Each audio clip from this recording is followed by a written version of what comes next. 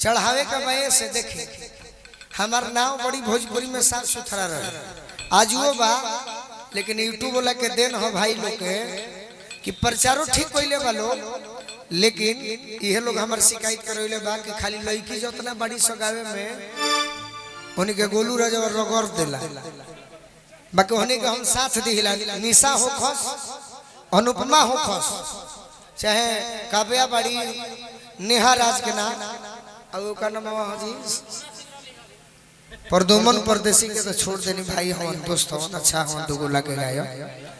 दो तीन गो के हमनी के साथ देले बनी जा।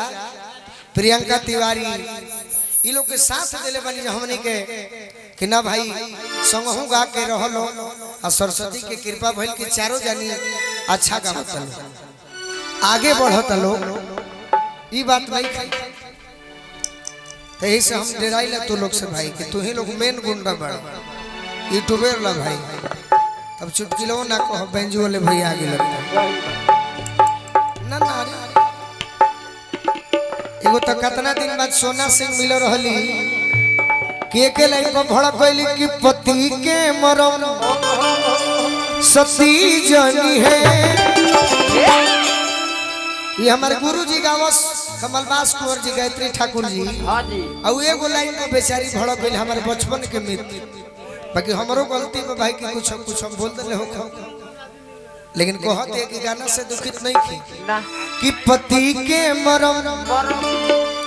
सती जनी है सत भतरी में हरिया अरे का जानी मरदा के मरम मरदा जनी है कोनो मौगा ही जड़ावा का जानी। अब वो भड़क गई बड़ी पुरान गायिका हुई हमारा से सीनियर गायिका हुई, लेकिन जब हम 2 मिनट खाती मूत्र विसर्जन करे गई है तो कहने के अब की बे आई तो अपन छाप छोड़ मेजर ट्रेबल दे दी लवंग तुलसी खियावन लवंग इलायची।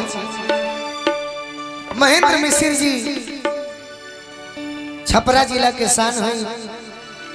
जैसे भिखारी ठाकुर जी भाई जलालपुर के तरफ के महेंद्र मिश्र जी के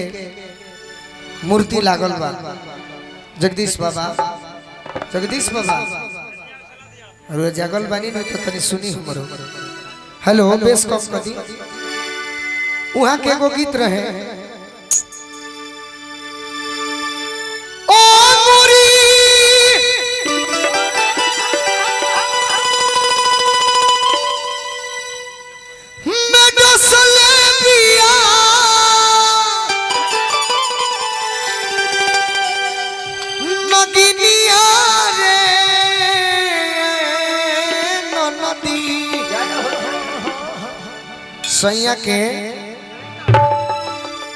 सैया के जगाई